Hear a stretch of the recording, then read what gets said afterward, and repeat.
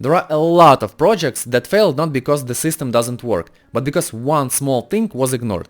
And at the end someone says, we honestly never thought it would matter. Performance, security, usability, scalability. Today we are talking about functional versus non-functional requirements. What the difference actually is and why non-functional requirements are often missed even when teams think they covered everything. My name is Andrei. I've been working as a business analyst for a bit more than 10 years, and this topic causes confusion not only for juniors, but for experienced teams as well. So let's try to sort it out. On many projects, teams do a great job with functionality. Features are defined, user stories are written, acceptance criteria look solid. And still, close to the end, problems appear. The system is too slow, or hard to use, or impossible to scale, or painful to modify.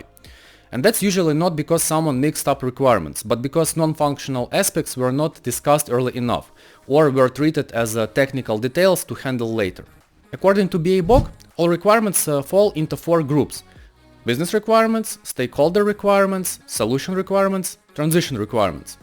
And solution requirements are divided into functional and non-functional. Now, here is the important part that often gets misunderstood. Non-functional requirements are not limited to the solution level. They influence business goals, stakeholder expectations, system behavior, and how change is introduced. Keep that in mind as we go through the types. Let's start with the functional requirements. Functional requirements describe what the system does. They define behavior, actions, rules, and data handling. Examples. The system allows users to reset their password. The system calculates delivery cost. The system stores and displays order history. This is where most business analysts spend the majority of their time. User stories, acceptance criteria, edge cases, clarifying expected behavior. If someone asks what exactly should the system do here, you're dealing with the functional requirement. Now, non-functional requirements. These don't describe new functionality. They describe conditions and qualities under which the solution must remain effective. Examples. Performance page loads under 2 seconds. Security. Only authorized users can access financial data. Usability. A first-time user completes checkout in under 60 seconds. And here is the key idea. Non-functional requirements exist at every level. At the business level, the business may want the product to be secure, reliable, or compliant. That choice directly affects usability, speed, and even sales. At the stakeholder level, regulators may require auditability. Support teams may need fast response times. Operations may need stability over flexibility. At the solution level, performance, scalability, maintainability, portability. At the transition level, training quality, data migration reliability, stability during rollout. Non-functional requirements are not technical leftovers. They shape decisions everywhere. Another important thing to understand: functional and non-functional requirements are deeply connected. To provide stronger security, you may sacrifice usability. To increase performance, you may reduce modifiability or portability. To add more functionality, you may limit how strict some quality attributes can be. This is not a problem, this is reality. Good analysis is about understanding these trade-offs early, not discovering them during production incidents.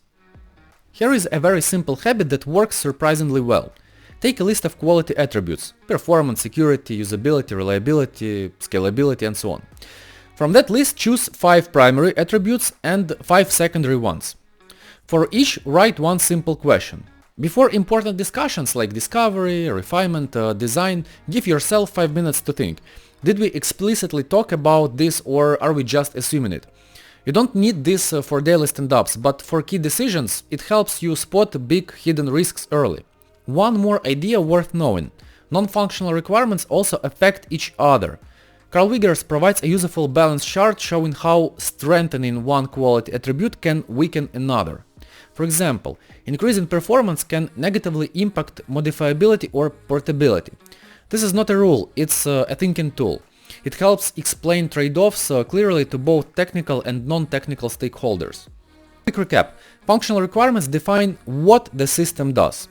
Non-functional requirements define how well it does it, across business goals, stakeholders, solution, and transition.